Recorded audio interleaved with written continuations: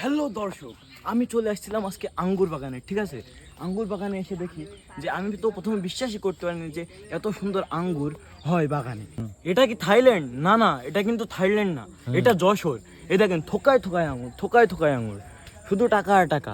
আপনারা যদি কেউ সফল হতে চান তাহলে এই আঙ্গুর চাষ করুন।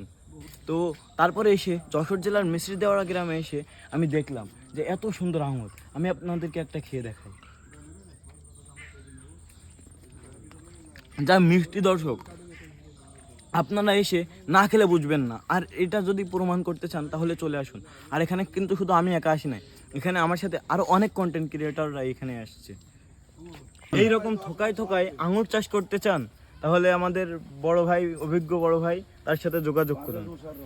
ভাইয়ের সাথে একটু পরিচিত হয়। ভাই, আপনার নাম কি? আমার নাম মোহাম্মদ পারভেজ হোসেন।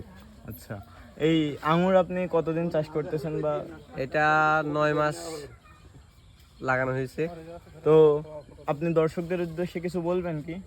আমি দর্শক না, যারা বেকার বসে আছেন, জি, পড়াশোনার পাশাপাশি বেকারত্ব কারণে, যে কোনো কারণে অর্থাৎ কাজ করেন না, যারা বসে থাকেন, তাদের বলবো যাদের পরিত্যক্ত জমি আছে তারা বসে না থেকে আঙুর চাষ করতে পারেন।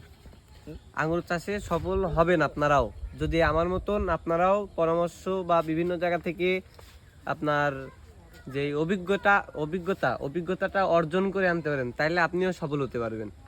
তো কি কি পরিচর্যা করা লাগে আঙ্গুর চাষ করতে গেলে?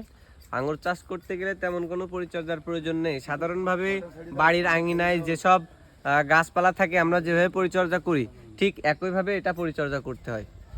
তো আমি ভাইয়ের নাম্বারটা স্ক্রিনে দিয়ে দিব, আপনারা সবাই দেখে নেবেন এবং ভাইয়ের সাথে কথা বলবেন যদি চারা নিতে এই চান। চারাটা কোথা থেকে সংগ্রহ করেছিলেন ভাই? এই চারাটা আমি রাজশাহী থেকে সংগ্রহ করছি। রাজশাহী নার্সারি থেকে? জি। এখন কি আপনি নিজেই কি চারা আপনি প্রচার করছেন নাকি? জি, আমি নিজেই চারা এখান থেকে বিক্রয় করছি আমার নিজের জমির। বন্ধুরা, এরকম দেখেন থুকায় থুকায় আঙ্গুর পেতে আমাদের কাছে চারা পাওয়া আর যাচ্ছে। এই চারা নিতে গেলে ভাইয়ের নাম্বারটা আমি স্ক্রিনে দিয়ে দিব, আপনারা সবাই ভাইয়ের সাথে যোগাযোগ করে নেবেন।